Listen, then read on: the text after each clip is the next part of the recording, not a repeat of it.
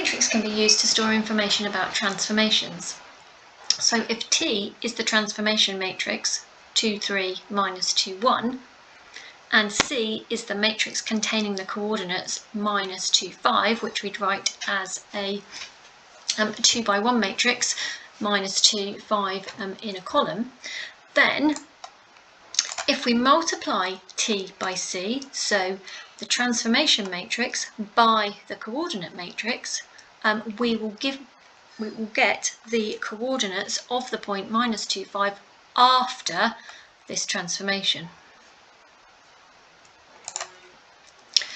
So looking at this question, if the point Mn is transformed to the point A dash, which is minus 2, 0, by this matrix here, we can work out the values of our original coordinates.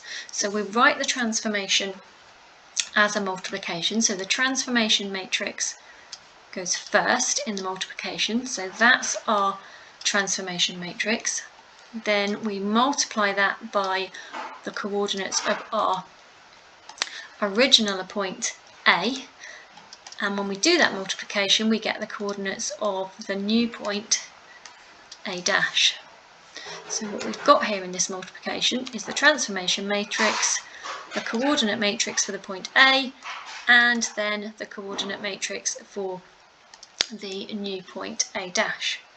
So using this multiplication that we've set up, we can write two simultaneous equations for M and N.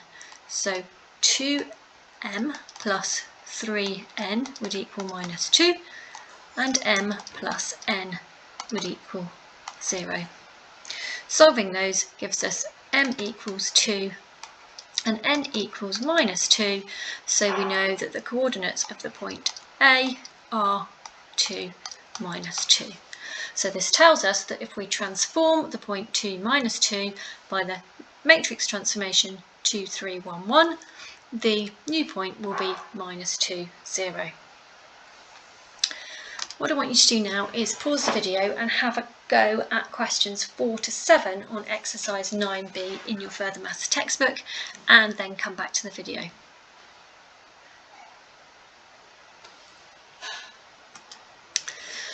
So this matrix here is a very special matrix called the identity matrix, and it's given the letter capital I in bold.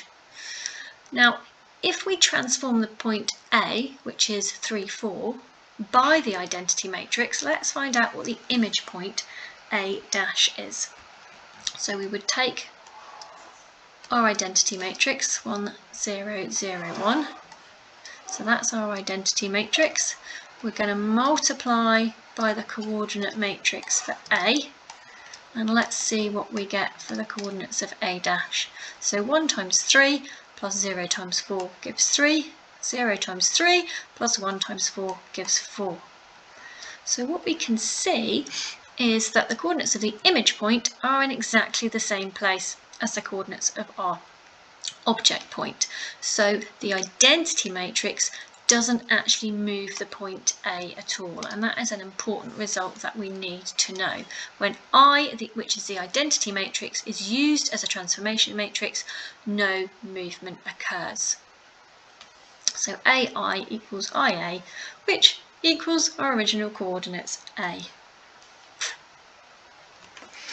So we can use this idea that the identity matrix gives no movement to find the matrix transformation for a set of standard transformations.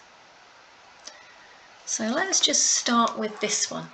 So if we create a unit square, so that's a square with all the sides 1 unit, and the coordinates of our square are such that it's got one corner in the origin, and then the point A is 1, 0, and the point B is 0, 1. Now if we rotate this unit square 90 degrees clockwise about 0, 0, if we do that rotation, it would end up here where the green square is, and we can see that the point A, after a rotation 90 degrees clockwise about 0, 0, has ended up at the image point A dash, which is 0, minus 1, and the point B has moved to B dash, which is the point 1, 0. Now let's put this transformation in matrix form. So the coordinates of the object A and B, if we put them in matrix form, so A was 1, 0 down as a column and B was 0, 1 down as a column, we can see that the reason we've picked those coordinates is because they give the identity matrix. So the coordinates of A and B on our unit square give the identity matrix, and we know that multiplying by the identity matrix gives no movement.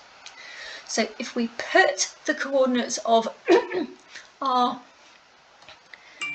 image in the answer here, so A dash we know is 0, minus 1, and B dash is 1, 0. Now, because we're multiplying by the identity matrix, we know that gives no movement. So we know that this matrix that we're multiplying by here must also be 0, minus 1, 1, 0. So what we end up with is finding the matrix to rotate 90 degrees clockwise about 0, 0. So what we're doing is we're using our transformation matrix multiplied by the identity matrix, which we know gives no movement. So if we can find this answer using the actual transformation, we can work backwards and get our transformation matrix. So the matrix to transform a shape by a rotation 90 degrees clockwise about 0, 0 is 0, minus 1, 1, 0. And we can use this unit square to work out the matrix transformation for our standard transformations. So this is what I want you to have a go at now. You're going to find the document on Teams, the unit square investigation. And what you're going to do is you're going to cut out the unit square and transform it according to the transformations given in the table. So, for example, we've just done rotating 90 degrees clockwise here, and using the unit square we found that the matrix for that transformation is 0, minus 1, 1, 0. So moving on to the second one, you'd go back with your unit square, you're going to rotate that 180 degrees, and the coordinates of A dash and B dash will give you the matrix for that transformation. So I want you to pause the video and use the unit square on the grid to work out the matrix transformation for each of these standard transformations.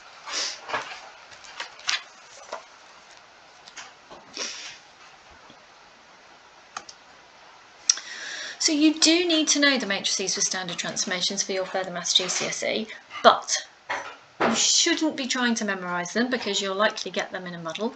What you need to be able to do is easily find them using the unit square. So I want you to cover up the table that you've just worked out for the transformation matrix, and we're going to see how quick and easy it is to use the unit square in a question rather than having to learn all of these standard matrix transformations. So, for example, if you're asked to fully describe the transformation given by this matrix here, you can draw yourself a very quick grid with a unit square on it. And then what we're going to do is we're going to plot the points. We know this is A dash and this is B dash. So A dash is at 0, minus 1, so that will be down there. And B dash is at minus 1, 0, so that will be over here.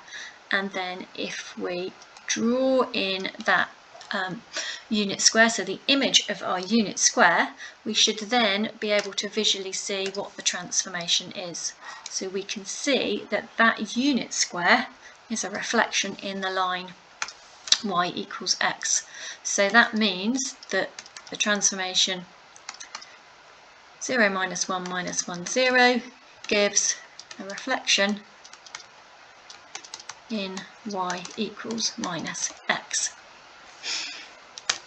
If we have a look at this second question, it says find the matrix that represents a 90-degree rotation about the origin. Now notice this doesn't say whether it's clockwise or anti-clockwise. So very importantly, you do need to know that rotations are anti-clockwise unless stated otherwise. So if we just draw ourselves a very quick unit square, so this would be A, mine's a bit wobbly, but we get the idea, and this would be B. If we rotate that unit square 90 degrees anti-clockwise about the origin, then our new unit square would be here, where B dash would be down there.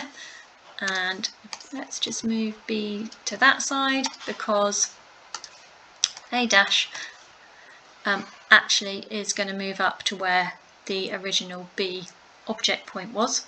So then we're going to write down the coordinates of A dash and B dash in matrix form, which is 0, 1 for A dash and minus 1, 0 for B dash, and we know then that that gives us a rotation of 90 degrees about the origin.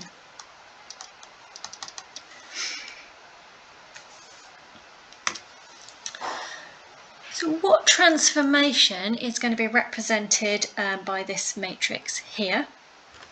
Well, if we use this as our transformation matrix and we multiply it by the identity matrix, so these would be our coordinates A and B, we would end up with the coordinates of A dash and B dash. And again, if we do a little quick sketch, so if we had,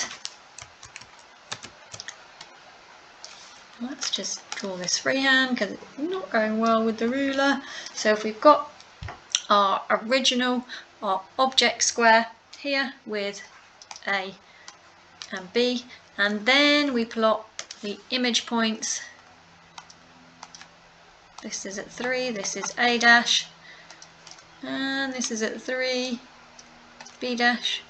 We can see actually we've got an enlargement.